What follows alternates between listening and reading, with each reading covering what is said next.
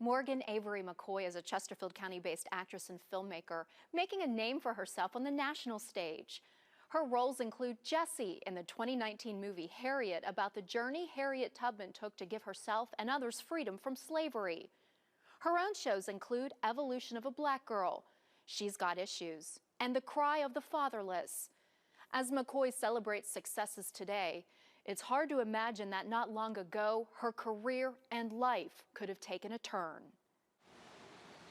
Storytelling is what I do, and I desire to portray characters and tell stories that move people. Whenever I have an opportunity to be on the stage or be on the screen, I know that I'm connecting with someone, and I really value the story that I'm telling. It was a cold winter day, and I was sitting in the back of the bus like I was supposed to. I love all of the characters that I play. People tend to not like what I have to say, but I feel like it needs to be said. Recently, I was in the Harriet film. I played the character of Jessie. Harriet Tubman is a woman who I have admired, and she's a shero that I've always looked up to in history as a little girl. It just was a tremendous blessing to be on set, and you could feel just how grateful and privileged everyone felt to carry this message of this real hero. She was a superwoman. It's hard to believe when we celebrate all that you're doing that just a few years ago, you could have had a very different outcome. Tell us what happened. We all have a crossroads in our life when we have a moment that can either build us or break us. And it really depends on our perspective and our faith. You know, I'm a woman of faith, and I believe that any bad thing, God can bring out good. The accident was horrible, it was bad, but I do believe that God has brought out good. It was April 2018. I was in a movie, and I had one day off set. And that one day off set was the day that I was in a car accident. I was studying my lines 1 minute, my husband was driving, and the next minute I'm in the hospital. I couldn't remember the accident. I couldn't remember my character's name from the movie. I couldn't remember the lines that I just learned. I couldn't remember any of my shows. I have 3 one-woman shows that I've toured across the country. I've done 200 performances, and I felt like my life was crumbling.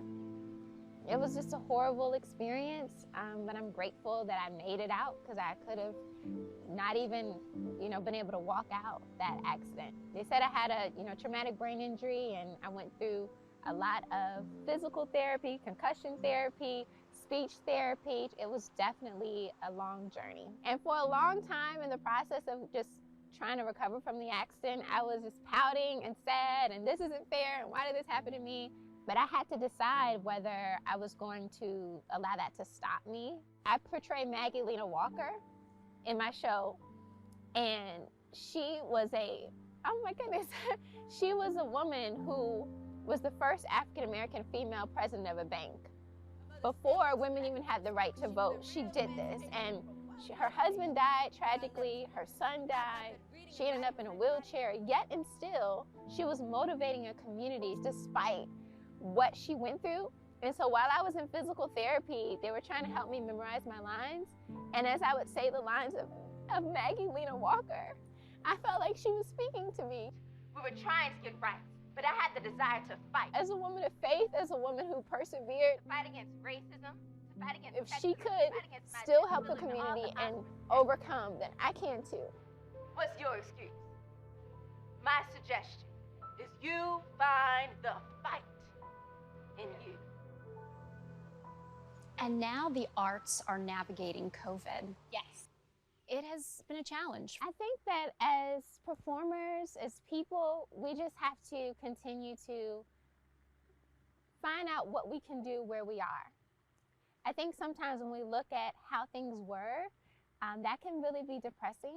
And as creative people, if we look at where we are and what we can do in the moment where we find ourselves, I think it will help us be able to forge ahead and create a better tomorrow. I had 46 shows that were postponed as a result of COVID, but now everybody's pivoting. I did a summer camp for kids virtually. I've spoken to for the Smithsonian in Anacostia virtually, and I had a guy from New Zealand who heard my performance, so that was really neat, so there's always a silver linings.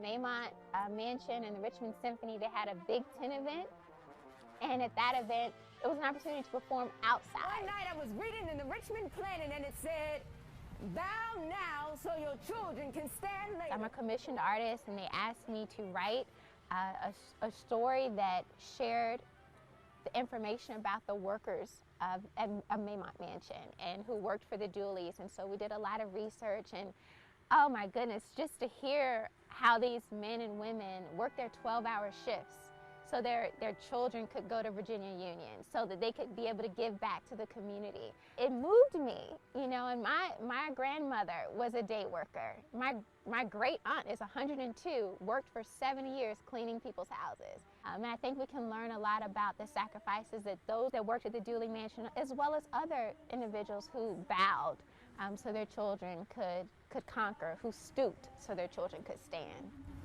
I'm smiling while bowing so my son can stand. Wow. I think that's the power of storytelling, that you can create change, you can motivate people and inspire people to be their best selves. Morgan certainly lives her vision and passion. Academy Award winner Louis Gossett Jr. was so impressed with her that his Racism Foundation co-sponsored her 2015 multi-state college tour of her Evolution of a Black Girl show. You can follow her career at MorganAveryMcCoy.com.